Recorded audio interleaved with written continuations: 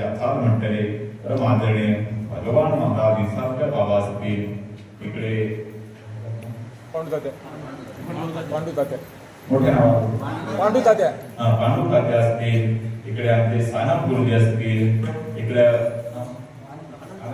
अनंत महाराज असतील, सर्वच महाराज मंडळी जे देशभक्त माझ्या कीर्तनाला आमंत्रून आलेले आमचे सिरसाटकडचे कॅप्टन माधवराव सिरसाट असतील, त्यांनी 30-32 वर्ष देश सेवा केली, तेही महत्वपूर्ण इथपर्यंत कीर्तनाला उपस्थित राहिले, त्यांनाही धन्यवाद देतो.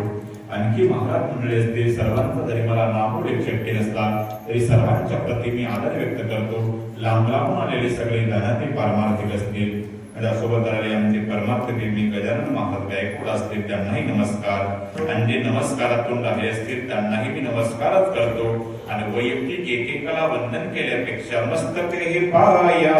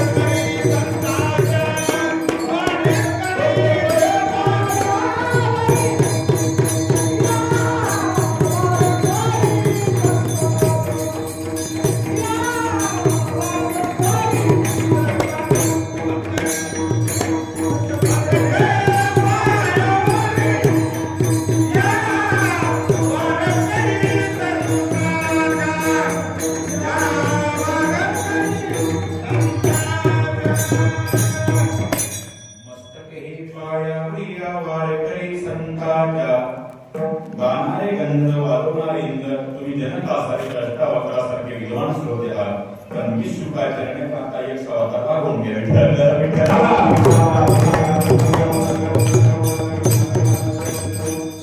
अभंग तुकोबा यांचा आणि हा कार्याचा दिवस, कार्यक्रमच्या 1 वर्षाचा कार्यक्रम असू द्या, वारकरी संप्रदायामध्ये 4 महिन्याचा चातुर्मास असू द्या, 1 महिन्याचा सप्ताह असू द्या, किंवा 7 दिवसाचा सप्ताह असू द्या, किंवा 1 दिवसाचा एकता असू द्या, सांगताही काल्याच्या कीर्तनानं होत असते.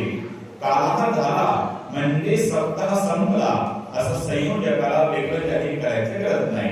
काला झाला म्हणजे हाला, आणि काला झाल्यावर महाराज परत गावात आला तर का आला म्हणून काला.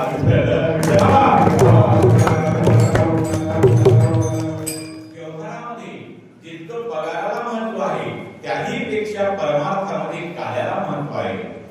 किती व्यवहारातला जाणता व्यवहारिक असता, निदान 20 दिवस जरी कामावर गेला नाही तरी पगाराच्या दिवशी टपून असतो, तसा परमार्थातला जाणता पारमार्थिक निदान 4 महिने चातुर्मास जरी करू शकला नाही तरी कार्यांच्या कीर्तनाला टपून असतो. का काला झाला म्हणजे सत्य वेगळं जाहीर करायची गरज नाही. काला उत्सवाचा समारोपाचा दिवस नाही का. आणि नाहीतर काही माणसं म्हणतात काय हो महाराज, बऱ्याच दिवसापासून तुमचे महाराज मंडळी म्हणतात दैलाई करा, त्याच्यापेक्षा वेगळं काही बनवून खाता येत नाही का. त्या 5 रुपयाच्या दह्या, 10 रुपयाचं दह्या आणि सगळे तुम्ही सांगत होते दैलाई करा, त्याच्यापेक्षा आम्ही घरी त्याच्यापेक्षा दिवाळीला चांगला चिवडा बनवून खातो. बघा, माणसं आयुष्यभर जेवण करतात, पण काही जेवणासाठी टिकून ठेवण्यासारखं काही म्हणतात आम्ही अरे पंतप्रधानासोबत जेवायला बसतो, म्हणजे दिल्लीत नरेंद्र मोदींच्या मांडीला मांडी लावून जेवलो, म्हणजे जेवायला काही नाही झुणका भाकर. अरे झुणका भाकर खाली तिथं गंगा खेळच्या स्टँडला भेटते. झुणका भाकर खाली याच्याकडे बघू नका, कोणासोबत खाल्ली, तसं काय खातो याला महत्व नाही, कोण देतो याला महत्व आहे. भानुदास गीते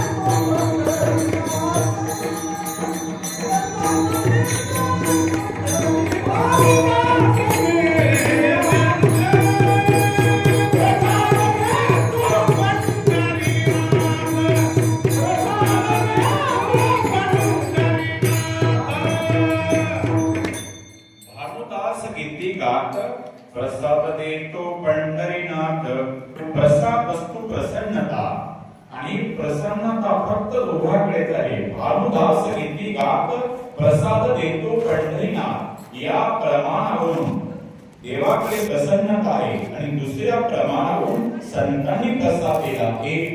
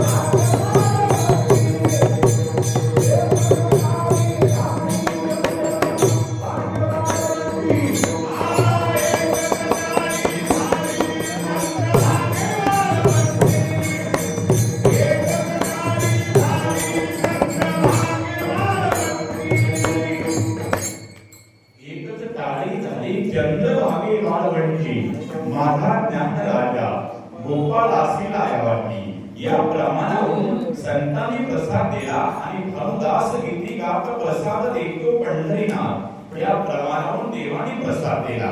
प्रसन्नता ही फक्त दोघांकडे आहे. एका प्रसादात काय टाकायचे किती बरी सांगितले. प्रसादी सर्व दुःखानां हानिरशोपजायते, एका दुःखाची हानी करण्याची ताकद ही फक्त प्रसादात आहे. एका प्रसादात इतकी ताकद आहे.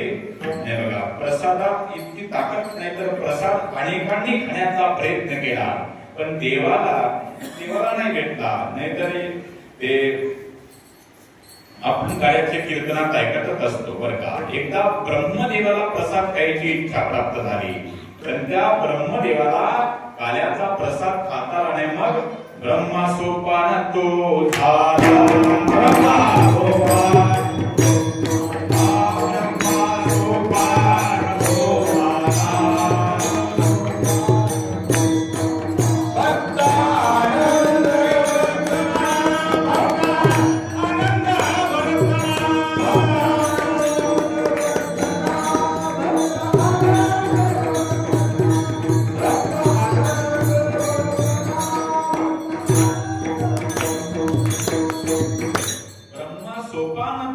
ब्रह्मदेवाला संत व्हावं लागलं त्यावेळेस काला भेटला. प्रसाद हे बघा, प्रसन्नता देवाकडे अथवा संताकडे. बाकी प्रसन्नता आम्हाला तुमच्या माझ्या जीवाच्या दुकानामध्ये शोधून सापडणार नाही. काजू खातं, बदाम खातं, काय नाही खायचं ते खातं आणि चेहरा असा उतरले चेहऱ्यावर नाही का. फोडीने गौरी तैसा दिसे तोंडावरी, काय खातो याला माहिती, विचार करण्यासाठी बोलतोय. नाहीतर त्याला वाटतं हे सुखी असेल आणि याला वाटतं हे सुखी असेल. ते त्याच्याकडे बोट दाखवतं आणि याच्याकडे बोट दाखवतं. फक्त जगामध्ये संत सुखी आहे. तर एकदा पाठामध्ये गुरुजींनी विचारलं, बाळांनो काय जगात सर्वात सुखी कोण आहे? कोणी म्हणलं देव, कोणी म्हणलं संत. गुरुजी म्हणले संतही नाही देव नाही आहे पण त्याच्यापेक्षा एक सुखी कोण? निर्लज्जम सदा सुखी. त्याला आधी कळत नाही, कळत नाही. निर्लज्ज की मन खोटी आहे का? निर्लज्जम सदा सुखी. का संत हरिनाम घेऊन सुखी आहे. देव त्यांच्या थाटात सुखी आहे. पण काही निर्लज्ज नाही का, इकडून हल्ली ती इकडून हाणणार आहे. त्याच्या इथे जगात कोणी सुखी नाही. तसं प्रत्येक जण दुखी, त्याला वाटतंय हे सुखी असेल आणि याला वाट जो देखे सो दुखिया बाबा. सुखिया कोई नहीं राजा दुखिया प्रजा दुखिया, दुखिया धनबैरागी दुख के कारण शुभ देवजनी उदरी माया त्यागी. प्रत्येक जण दुःखी पण तो बोटा हलवायचा कार्यक्रम चालत आहे. त्याच्याकडे बोट दाखवतं आणि ते याच्याकडे बोट दाखवतं. ते वैकुंठवासी पूज्यने बाबासाहेब महाराजांकडे सांगायचे बघा विनोदानं. एकाच्या घरी 50 एकर जमीन, अर्धा एकरात वाडा, गडगंज गावातला श्रीमंताचा व्यक्ती. पती पत्नीला दोघाला 1-1 लाख पगार. पण ड्युटीहून घरी आल्यावर त्यांची चेहरे बघितल्यावर असं वाटतं नुकतंच काहीतरी वाईट घटना घडली. आणि त्यांच्याच कामावर लागली त्याची बायको. त्यांचा झोपडीमध्ये संध्याकाळी शेतातून घरी आल्यावर पाण्याच्या पिकतो. आणि मग हा बायकोला म्हणला, का ग 50 एकर जमीन अर्ध्या एकरात वाढा, गावातल्या श्रीमंताला लागली आपली श्रीमंती आणि आपली चेहरी बघितली की आपल्याला कसं तरी होतं, आपल्या कामावरचा गडीत त्याची बायको सारखी असतात, नेमकं त्यांना कोणतं सुखे. ते कोणी त्याच्या दारात गेले, दारावर थाप मारली, बाहेर या रे, सारखे तुम्ही असता, नेमकं तुम्हाला कोणतं सुखे. तुमच्या शेतात काम करणारे आम्ही मजूर आहे, आम्हाला कशाचं सुख, मग तुम्ही का असता. तुम्हाला आमचं हसण्याचं कारण ऐकू नका, तुम्ही डबल हसता. आम्हाला सांगा बरं, हा बरं ऐका बरं, काय नाही म्हटलं, तुमच्या शेतात काम करून करून करून मी थकलेला असतो आणि घरी आल्यावर वाटतं मला निवांत पडावं, पण बायको नाही डोकं होती. इकडे या, तो पिठाचा डबा खाली घ्या, तो तांदळाचा डबा खाली घ्या, ती मिरची पावडर घ्या, असे नाही ती काम सांगते. ती तेलाची कॅप्टी घ्या, ते सरपण घ्या, ती लाकडं घ्या, चुलीत पाय घाला, असं म्हणतात की नाही का. असं काही काही मला काम सांगत राहते आणि मग मी तिचं काम ऐकून ऐकून ऐकून ऐकून मी वैतागलेला असतो. मग मी तिचं काम ऐकत नाही आणि तिचं काम नाही ऐकलं की ती मला लाटणं फेकून मारते. उकलत तर मी असतो, टाकलं तर ती असते.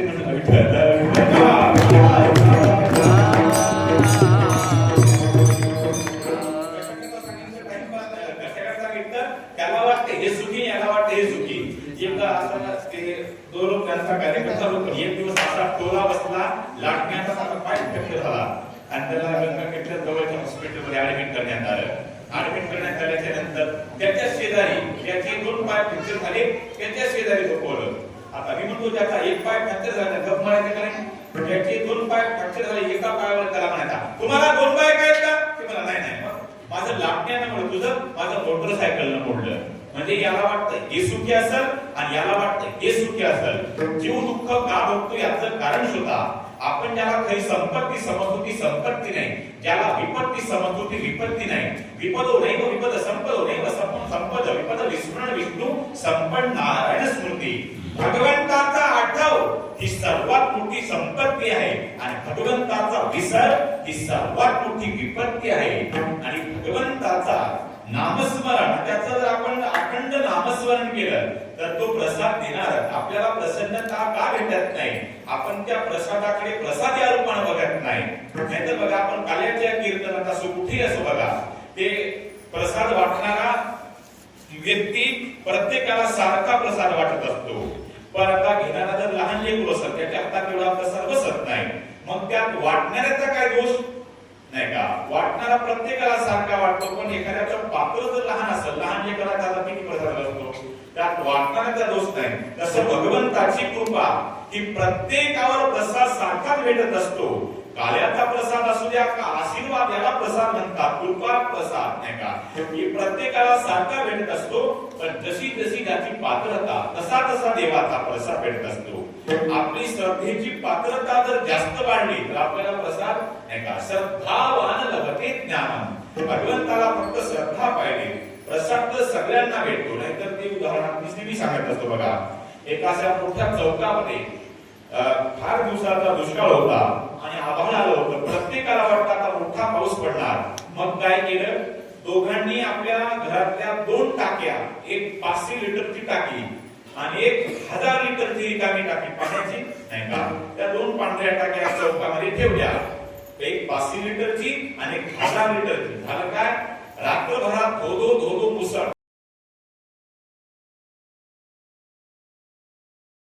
सांडत होतं. पण झालं काय, सकाळी उठल्याच्या नंतर ज्याची 1000 लिटरची टाकी भरली त्या देवाला धन्यता आली. देवा तुमचे फार मोठे उपकार, माझी 1000 लिटरची टाकी भरली.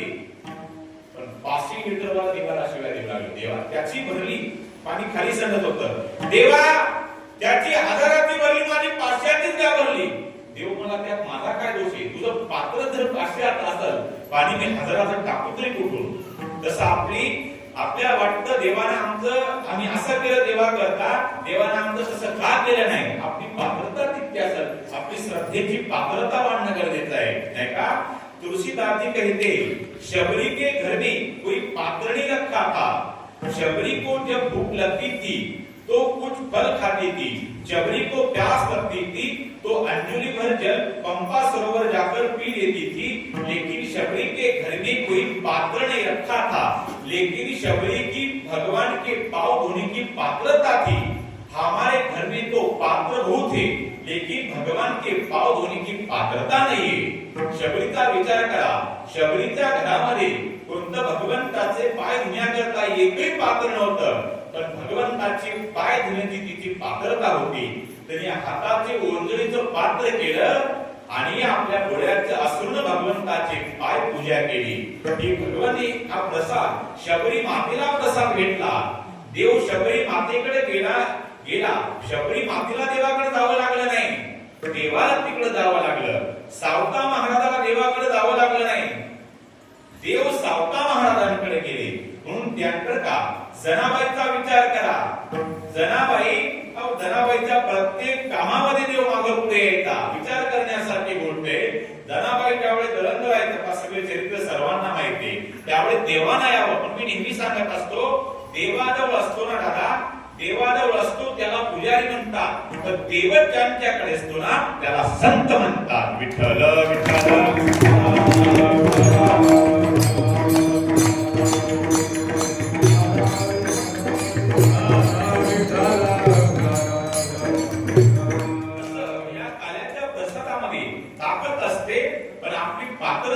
तितकी भगवंतापर्यंत पोहोचली पाहिजे. विचार करण्यासारखी गोष्टी झाला. प्रसादात पण नाहीतर माणसं म्हणतात कापतात बघा, पण अति परिचयामुळं या कार्याचं महत्व कमी झाल्यानंतर पूर्वीची कोणत्याही खेड्यापाड्यात कीर्तन असू द्या, उन्हाळ्यात असू द्या, 10-5 खेड्यातली माणसं जमायची का? अति परिचय झाल्यामुळे कार्याचं महत्व कमी केलं लोक, नाही का? अति परिचय झाला की एखाद्या व्यक्तीचं स्थानाचं महत्व कमी होतं. अति परिचयामुळं कार्याचं महत्व कमी झाले यातही नाही. अति परिचयामुळं या नद्याचं महत्व पण कमी होऊन गेलं. काहींना नदी मिळाला तर काहींना कळाला, काहींना कळाला तर काहींना मिळाला, काहीला कळाला नाही आणि मिळाला नाही, काहींना कळालाही आणि मिळालाही. तुम्हा आम्हाला नदी मिळाला पण आपल्याला कळाला नाही. देवतादिकांना नरदेह कळाला पण त्यांना मिळाला नाही. जनावराला नरदेह मिळाला नाही, कळाला नाही. बघितलं 4-2 म्हशी, गाई, गाढव, कुत्र्याले भजन नाही. याची देही घडे देवाचे भजन. त्यांना नरदेह मिळाला नाही, कळाला नाही. साधू संतांना नरदेह मिळालाही आणि कळालाही. वास्तविक पाहता देवाने आपल्याला नरदेह कशा करता दिला? देवे दिला देह भोजना गोमटा नाही तर भजना गोमटा. भजना करता आपल्याला नरदेह दिला. दिने मित्रिये हात पाय काढ मोठे मुख बोलाया वक्र दिने मित्रिये पाय काढ बोलती नारायण नाते जीवना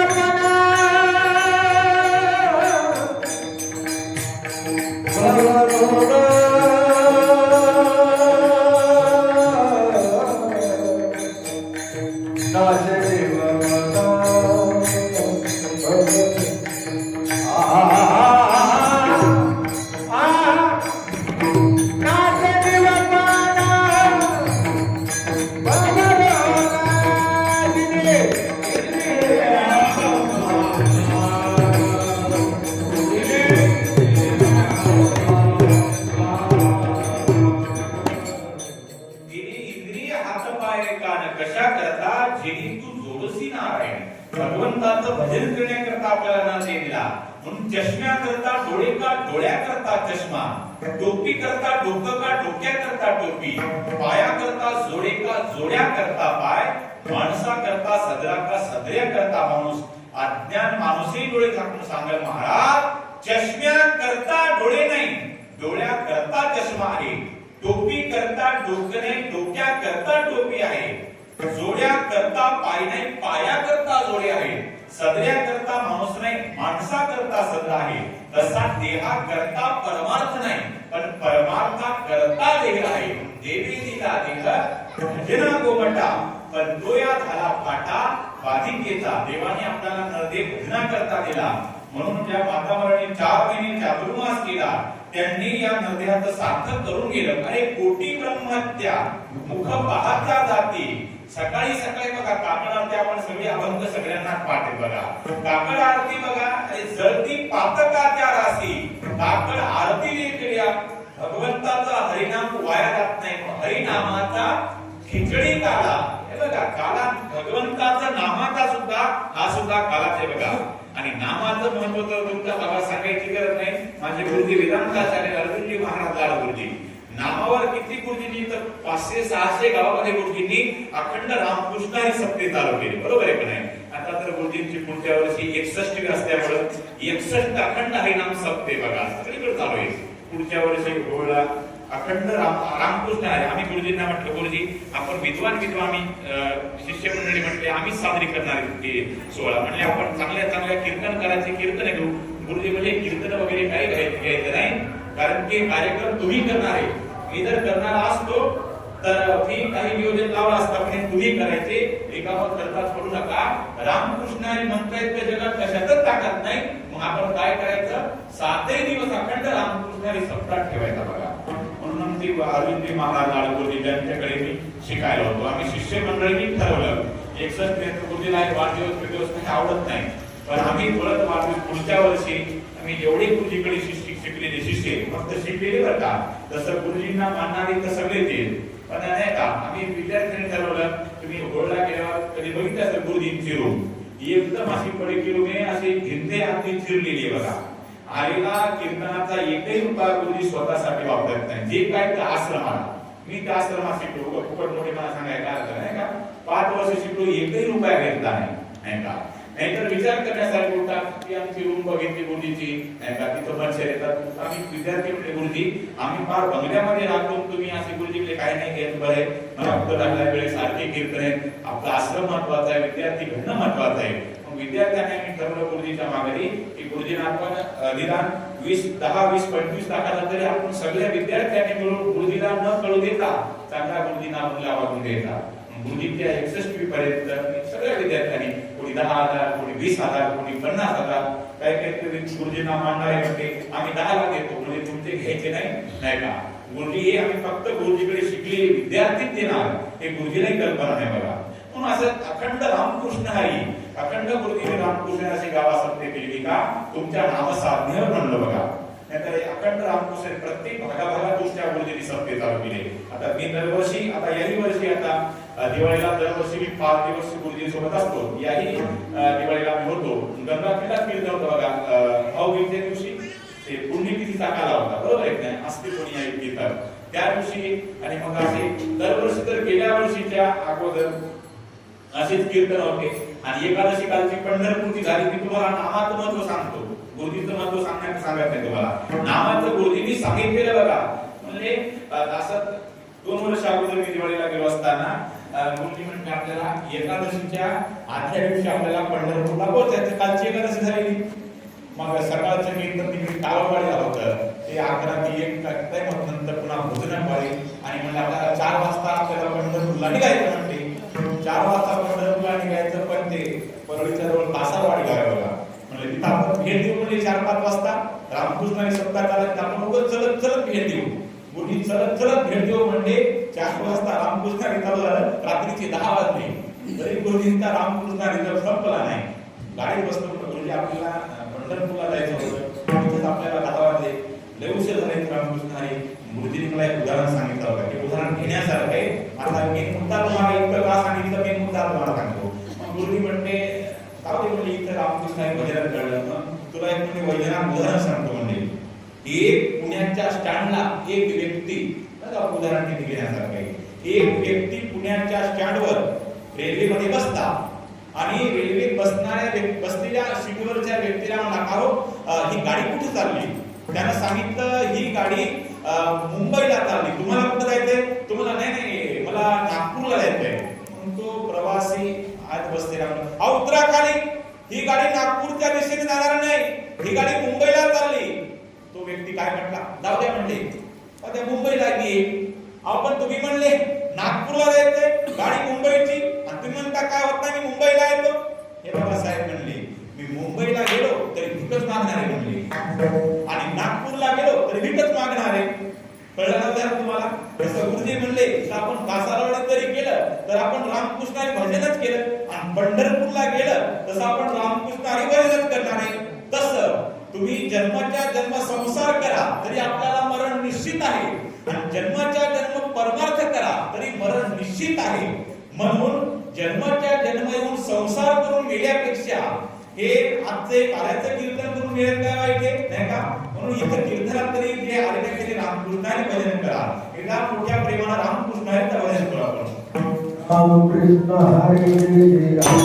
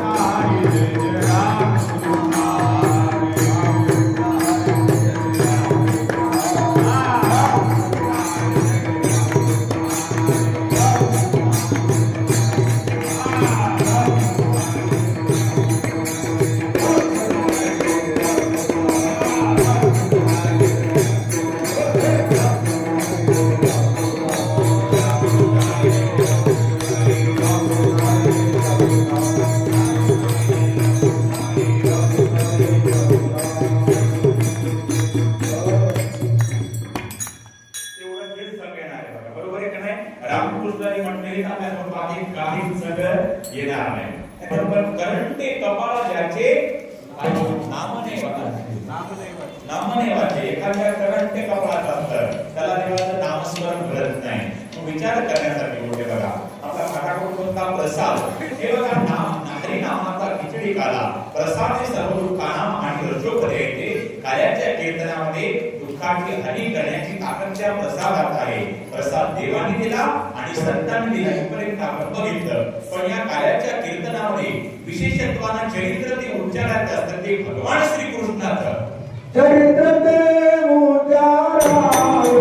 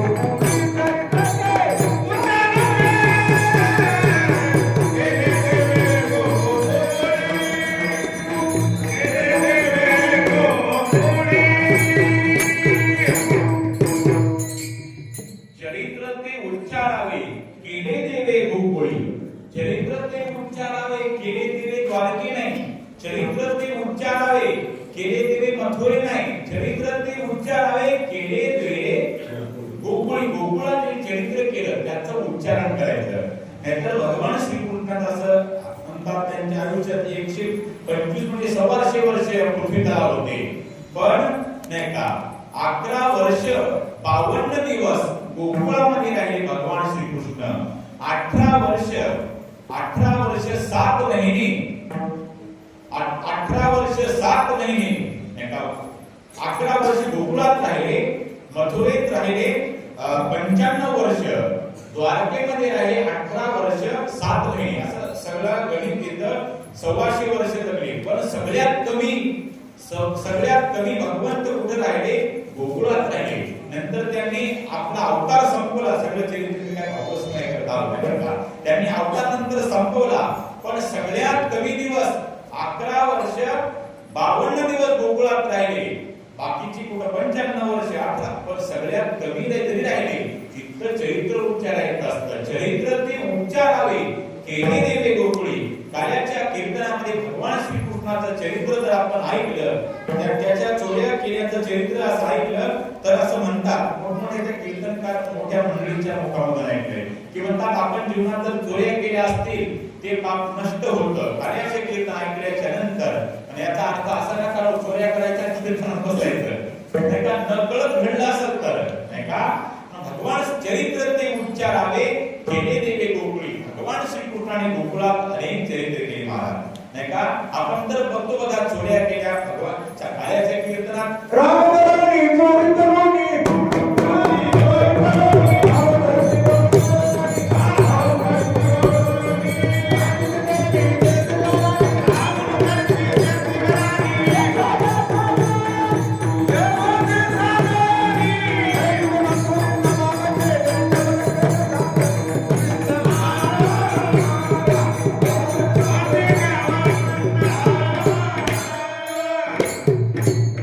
रांगत रंगणी चोरीत लोणी बरं का चित्त चोरी नंदाच्या चित्त चोरायचे दैवी लाया एका देवाला काय चोरायचा आटम नाही देवाला काय कमी होतं म्हणे बघा हरिणे माझे हरिणे चित्त बघा चित्ताला लोण्यात असे बघा अनेक व्याख्या तुम्ही कार्याचे कीर्तन मोठमोठ्या विद्वान लोकांच्या कीर्तनातून ऐकलं असते बघा उदाहरण भगवान श्रीकृष्ण काय करायचे नाही का भक्ताचं चित्त चोरायचे अनेक भक्ताचे चित्त चोरले अनेक आता बघा ते उदाहरण आपण बघतो भगवान श्रीकृष्णानं चोऱ्या केला सुदामजीनं ते आपण ते मुरमुर आपण म्हणते का हरभरे त्याचे काही कारण असतात आपण फक्त जेव्हा आपण गाव भगवान श्रीकृष्ण असा देवाचा देव असताना आणि सुदामजी मित्रानं त्याच्या चोरून ते हरभरे खाल्ले असं काही मित्र असतो का पण त्याच्या मागेही काही कारण आहेत बघा विचार करा ज्या वेळेस भगवान श्रीकृष्ण तो प्रसंग सगळ्यांनाच माहिती आहे ज्या वेळेस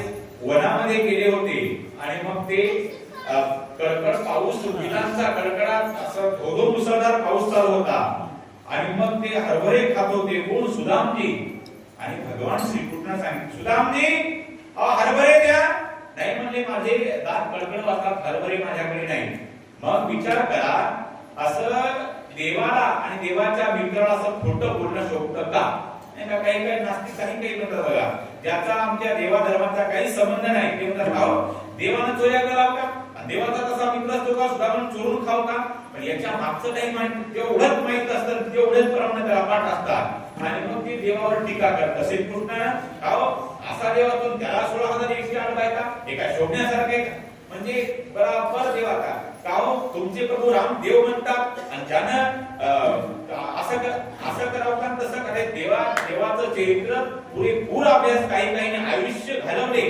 तरी त्यांना देवाच्या चरित्राचा अंदाज लागला नाही आपण नास्तिकांनी काय अर्थ लावणार आहे महाराज तर विचार करा ज्या वेळेस भगवान श्रीकृष्णाच्या द्वारकेमध्ये सुदामजी आल्याच्या नंतर प्रसंग आपल्याला माहिती पोहे आणले पण अनेक घरचे ते बघितले पोहे मुरमुरे बघितले देवाच्या डोळ्याला धारा लागल्या आणि सुदामजीला विचारलं सुदामजी तुमच्या डोळ्याला धारा लागतात पण एका प्रश्नाचं मला उत्तर द्या तुमचं माझ्यावर एवढं प्रेम आहे अनेक घरच्या लाया तुम्ही ते मुरमुरे तांदूळ काय सगळं तुम्ही आणलं माझ्याकरता गाठोडं बांधून पण एवढं माझ्यावर प्रेम तुमचं आहे मग सांगा आपण सांदीपानी गुरुजींच्या आश्रमामध्ये शिकायला असताना त्यावेळेस तुम्ही माझ्या चोरून का हरभरे खाल्ले त्या हरभऱ्याचं वाक्य डोळ्यासमोर आलं आणि आठवण झाली सुदामजीच्या डोळ्याला धरलाव्या देवा मी ते हरभरे का चोरून खाल्ले याचं उत्तर आहे का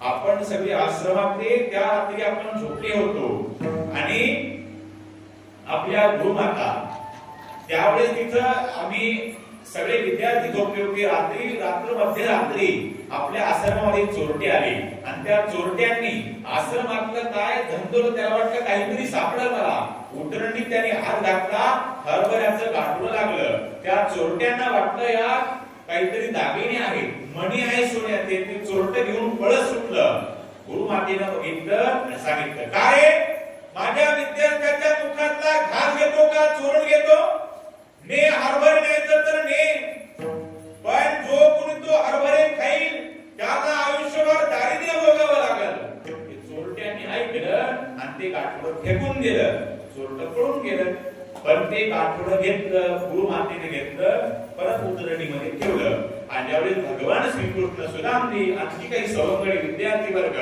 निघाले वनामध्ये सविता गोळा करण्याकरता येण्याकरता त्यावेळेस बोलवलं गुरुमातेनं बाळांनो तुम्हाला जर वाटेत भूक लागली तर हे हरभरे खावर काय त्यावेळेस सुदामजीने ते गाठोडं घेतलं पुढे जाऊन सगळ्या विद्यार्थ्यांच्या पुढे घेतले ते गाठोडं घेतलं आणि सुदामजी म्हटले मी ते का घेतले याचं उत्तर आहे का भगवान श्रीकृष्णाला सांगितलंय बघा मी तुम्हाला त्यावेळेस हरभरे दिले असते, पण त्याचं काय घडलं असतं का?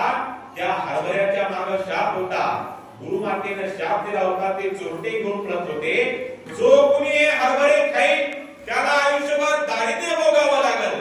म्हणून मी झाडावर कळकळ दात वाजत नव्हती माझे, मी हरभरे खात होतो. तुम्ही म्हणले सुदामजी आपल्या गुरुमातेने दिलेले हरभरे मला द्या, मी खोटं बोलू देवा तुम्हाला. मी म्हटलं थंडीने माझे दात वाजतात, पण मी तुम्हाला हरभरे का दिले नाही? त्या हरभऱ्या मागे शाप होता, जो कोणी खाईल त्याला आयुष्यभर दारिद्र्य भोगावं लागल. देवा मी विचार केला, आज जर तात्पुरतं माझ्या श्रीकृष्णाला वाईट वाटल की एकट्या सुदामाने हरभरे खाल्ले, पण मी जर हरभरे दिले असते देवा तुम्हाला, तर तुम्हाला दारिद्र्य भोगावं लागलं असतं. मग मी विचार केला, माझा भगवान श्रीकृष्ण हा कायम राजाच राहायला पाहिजे. मी माझ्या मित्राकरता, माझ्या देवाकरता मी आयुष्यभर दारिद्र्य भोगायला तयार आहे, पण माझा देव द्वारकेचा राजाच राहायला पाहिजे, याच्याकरता मी हरभरे चोरून खाल्ले. बघा काय मार्मिकता असते, नाही तर काही काय एवढंच माहित असतं ते चोरून खाणे का.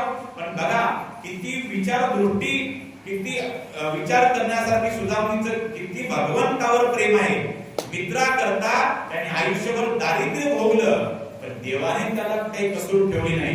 श्रीकृष्णाने काय केलं, ज्यावेळेस सुदामनीच्या कपाळावर विधिलिखित अक्षर लिहिलं होतं श्री क्षय, देवानं काय केलं, कुंकुम टिलक लावताना ज्यावेळेस हात होता त्यावेळेस 4 बोटावर होते, अंगठा काय होता, देवानं काय केलं, ज्यावेळेस कुंकू लावायला हात प्रारंभ केला 4 बोटावर होते, अंगठा काय होता, कुंकुम टिलक केलं श्रीकृष्णानं सुदामनीला, बोटाले खाली अंगठा केला वर, म्हणजे श्री क्षेत्र यक्षश्री केलं, म्हणजे काय, धनवान.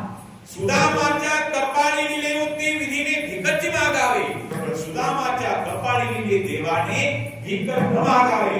परिणाम एका जनार्दनी भोग प्रारब्धाचा, पण कृपा हरीची झाल्या कारणास्तव हरी कृपेत त्याचा नाश झाला. विठ्ठल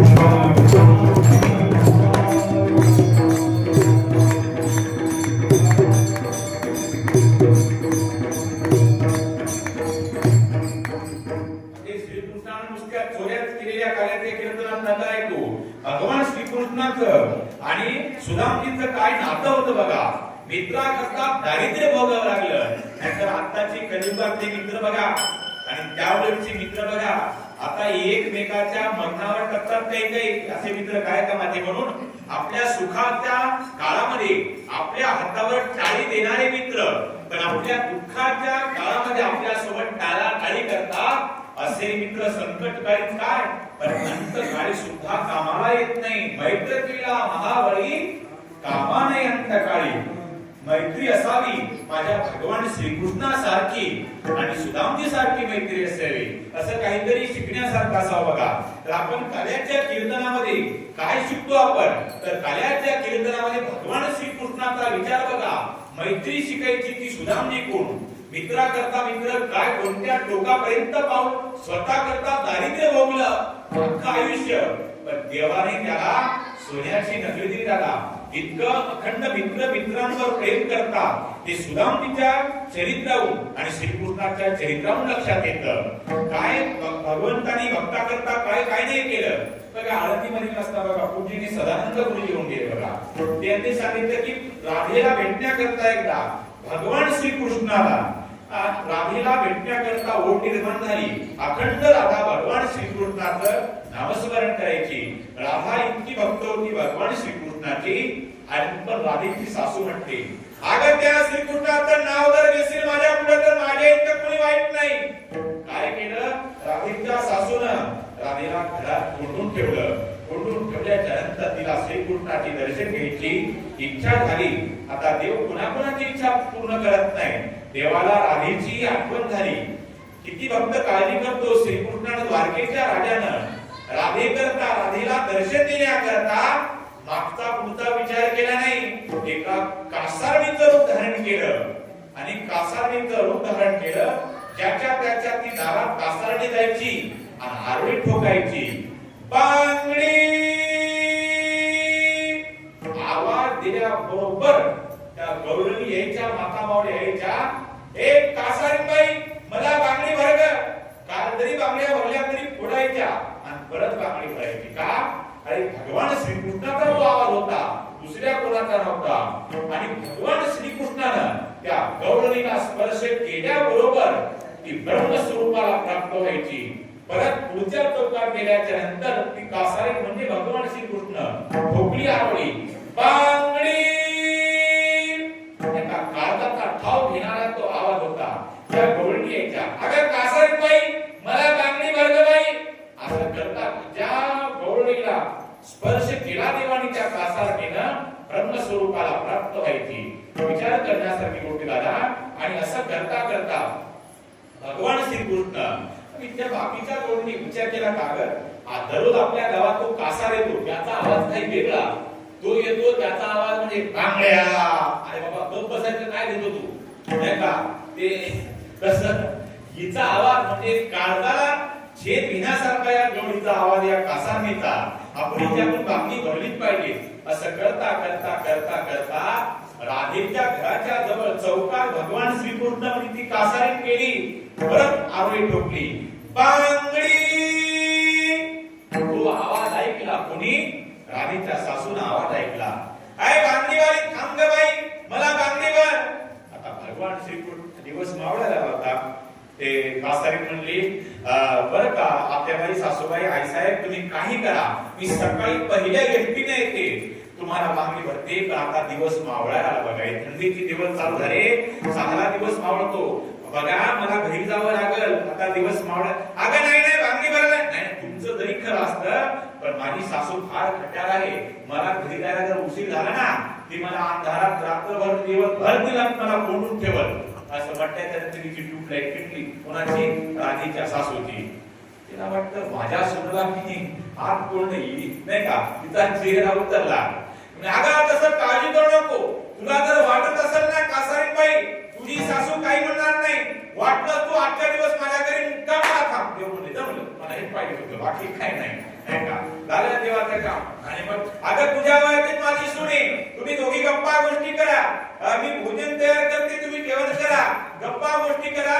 सकाळी तू पहिले सकाळी जायची गरज नाही, परत तू मागली बरं काही नाही आमच्या बाई. असं करता करता ज्यावेळेस राधेच्या सासूनं भगवान श्री म्हणजे त्या कासारीला राधेच्या खोलीत नेऊन सोडलं आणि दोघांना दोन ताट वाढले गेले. एका ताटाचा नाही, एक ताट राधेला, दुसरं ताट त्या कासारणीला म्हणजे भगवान श्रीकृष्णाला.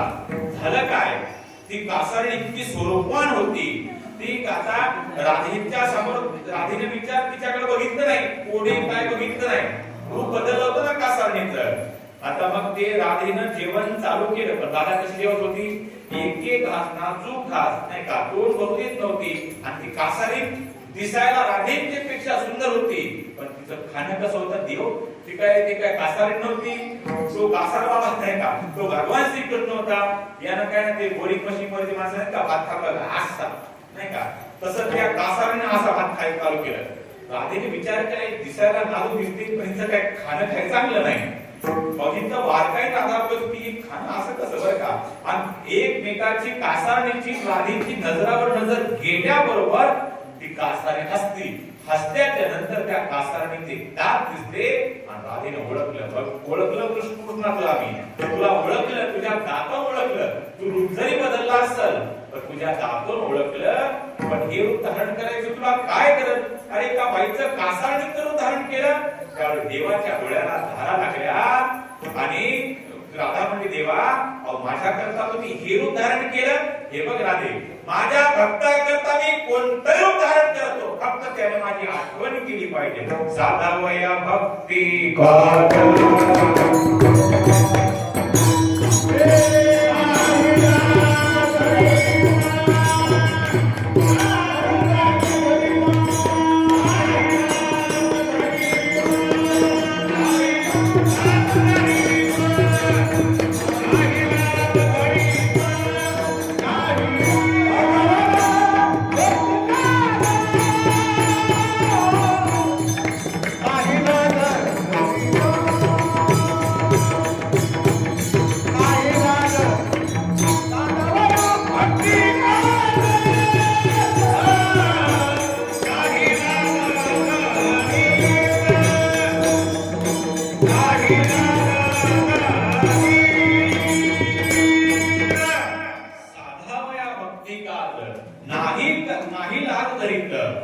आपल्या भक्ताला भेटण्याकरता कासराने रूप धारण केलं. असे भगवान श्रीकृष्णाने अनेक चरित्र केले जात आहोत. पण भगवान श्रीकृष्ण गोकुळामध्ये असताना हे तर चरित्र नंतर केलं, पण आपल्याला माहिती तर कदाचित नसं म्हणून मी सांगल्या गेलं. दुसऱ्याचं पाहण्यापेक्षा देवाचं सांगितलेलं काय वाईट नाही का?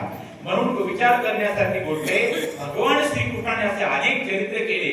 एखाद्याच्या घरी रांगत रांगत चोरीला जायचे आणि रांगत रांगत चोरीला आता कुणी लहान लेकरू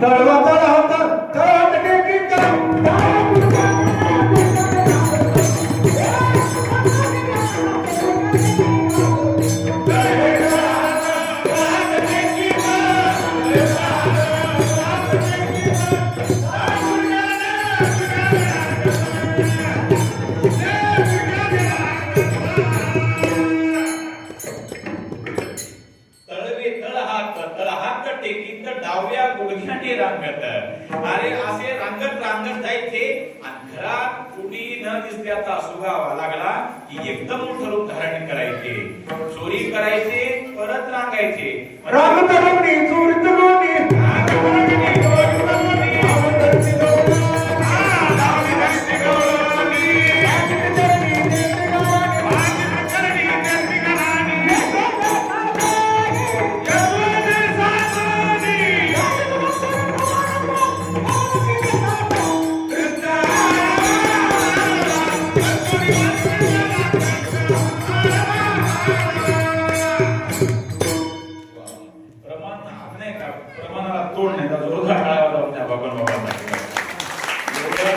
आयुष्य बदनामध्ये घातलं बरं का. तरी पण ते पॉइंट आला की ते आवडत नाही का? आवेश आवेश आवेश नाही का? हेच खरं भजन. तुका म्हणे ते भजन प्रमाण काय थोरपण जावायचे भजन गुरुजी सांगता. बाकी कोणत्याही नाही का कोणता एखादा रस्ता चालू असता तर पर्यायी मार्ग काढून देतात. या गतीने रस्ता दुसरी कोण, पण भजनिक असा मार्ग आहे त्याला पर्यायी नाही, भजनच करावं लागेल. विठ्ठल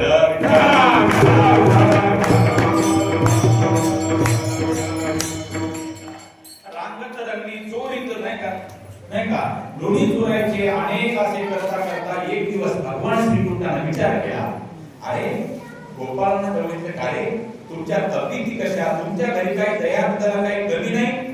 अशा वृत्तपैकी अरे आपला आपण खायचं कशाला विकार नाही तर इकडे या शहराला गेले त्या शहराला गेले, पण जाऊ द्या माझ्यासोबत चोरी करायला चला. यार तरी यारे माझे यार तरी यारे माझे यार तरी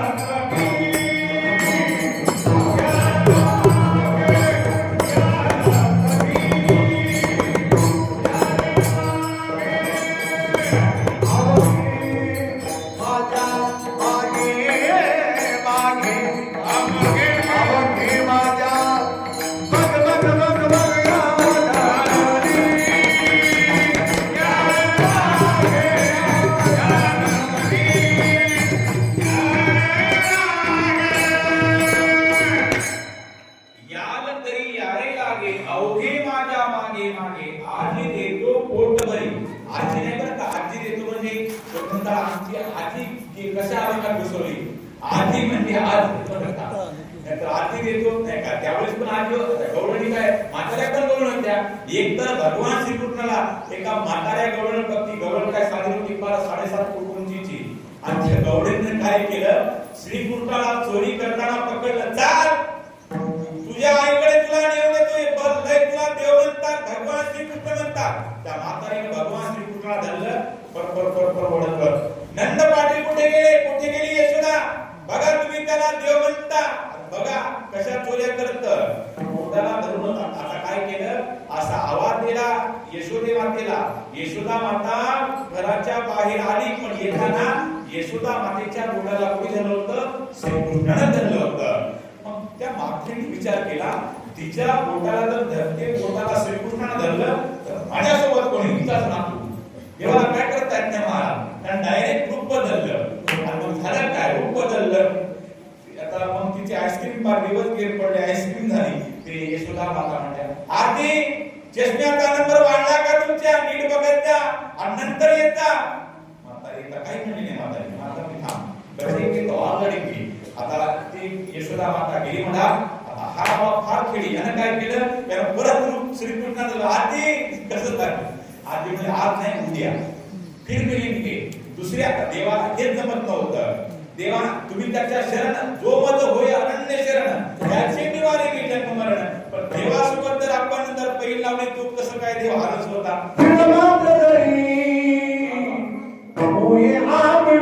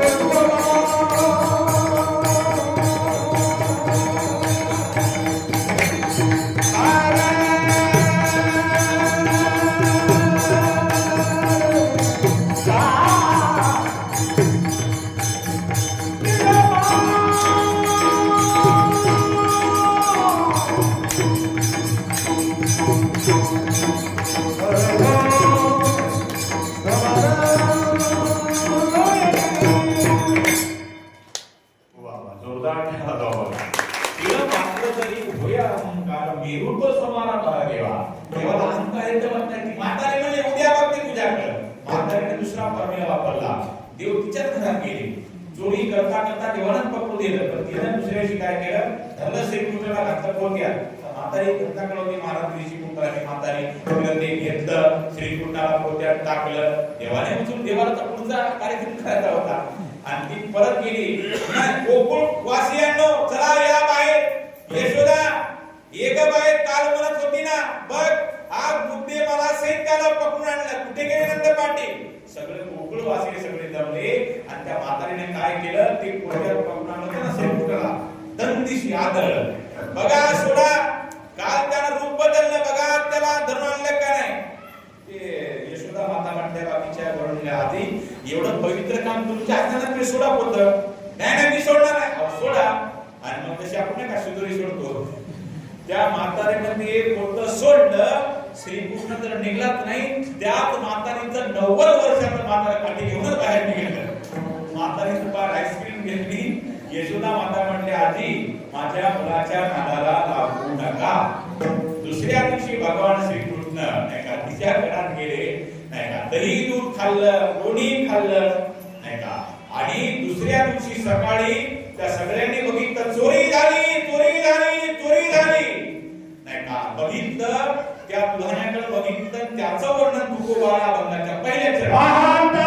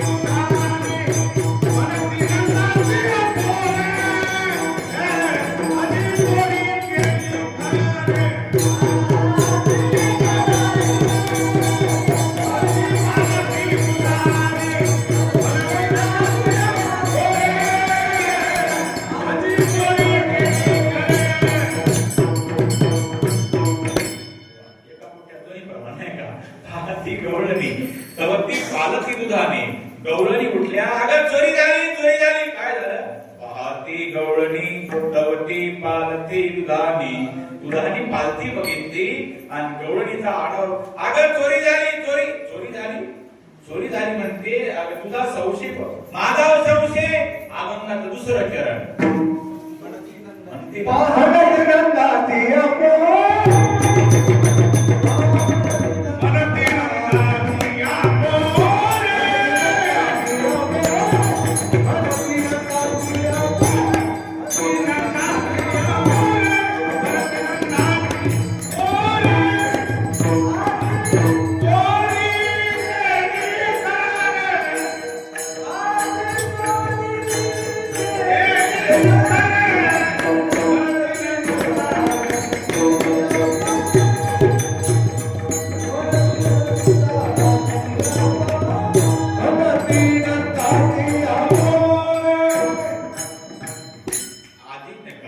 आधी चोरी केली करे म्हणती ना अगं चोरी झाली म्हणते तो पण तुझा संशय कोणावर आहे माझा संशय नंद पाटलाच्या मुलावर आहे म्हणती नंदाची आपोरी आधी चोरी केली करे त्याच्याशिवाय चोरी कोणी करू शकत नाही देवाला काय आणि देवाचा तो अवतारच चोरी नाही का मर्यादित काम केले ते श्रीकृष्णाच्या चरित्रात नाही प्रभू रामचंद्राच्या चरित्रामध्ये नाही का मर्यादा पुरुषोत्तम म्हटले जातं आणि अमर्याद काम नाही का मारामाऱ्या केल्या चोऱ्या केल्या असं एकही भगवान श्रीकृष्णाने नाही का अनेक चरित्र केले तर चोरी काय त्याच्या कदाचित नाही का अनेक चोऱ्या केल्या एक दिवस ते एका घरी गेले आणि गेल्याच्या नंतर दही दूध घेतलं त्याच्या सोनाच्या तोंडाला तो दही लावलं कोणाच्या म्हाताऱ्याच्या पोटावर डेरा फोडला म्हातारीच्या तोंडाला कळ लावलं दुसऱ्या दिवशी परत नंद पाटल्याच्या वाड्यावर अगं यशोदे